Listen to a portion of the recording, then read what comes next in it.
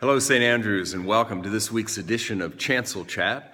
Today is Wednesday, the 2nd of November, the Feast of All Souls, or All the Faithful Departed. It's kind of an extension of the Feast of All Saints, which we celebrated yesterday, and it's a time each year when we remember and give thanks to God for all the faithful departed who are no longer with us. I'd like to begin today by thanking you again for your really wonderful support of the Souls for the Harvest walk and run that was held a couple of weeks ago. I'm told that we've generated, with the match, the vestry match dollar for dollar up to $1,000, almost $2,500 in this special fundraising event, and every dollar that we raised will go to support our ministry partners at St. Vincent de Paul.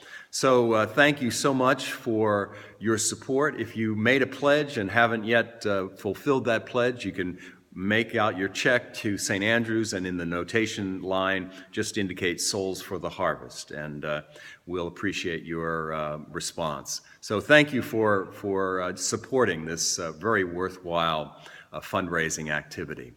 Looking ahead to this weekend, this Saturday, November 5th, was going to be a very busy day here at St. Andrews. First of all, the annual ECW Craft Fair will be held in the Parish House from 8 a.m. until 2 p.m. We also have an acolyte training event in the sanctuary from 10:30 until 11:30 a.m. And then Saturday evening, at our Saturday evening service, my 8th grandchild, Carrington Glenn Snyder, will be receiving the sacrament of Holy Baptism. So we're very excited about this event in our family life and in the life of our parish. This weekend, we celebrate All Saints Sunday. It's always the Sunday closest to the actual Feast of All Saints, which is on the 1st of November each year. And so the lessons and propers for the Feast of All Saints will be observed at all three of the services this coming weekend. Don't forget to turn your clocks back an hour on Saturday evening before you go to bed. If you don't, then you'll be very, very early for church on Sunday morning.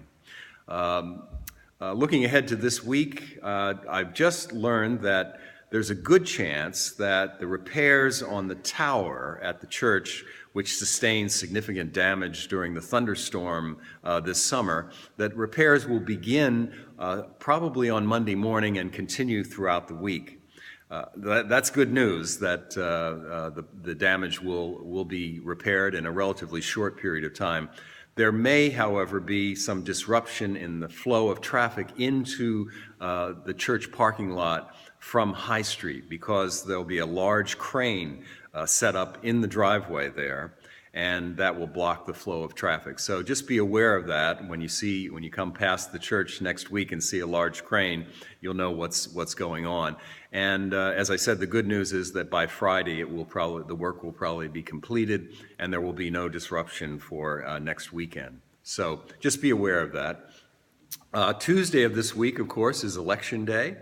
And we strongly encourage you to, if you haven't already voted, and I just heard that some 22 million Americans have already voted, and Election Day isn't until next Tuesday, November 8th. But please exercise your civic responsibility, and I think your Christian responsibility, to participate in the electoral process.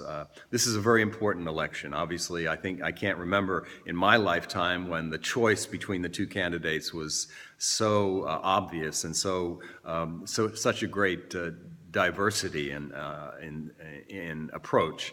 So, but please exercise your Christian responsibility and make sure you vote on Tuesday if you haven't already done so. That's about all that I have for today. We wish you a beautiful rest of this week, and we'll talk again next week. God bless you. Bye.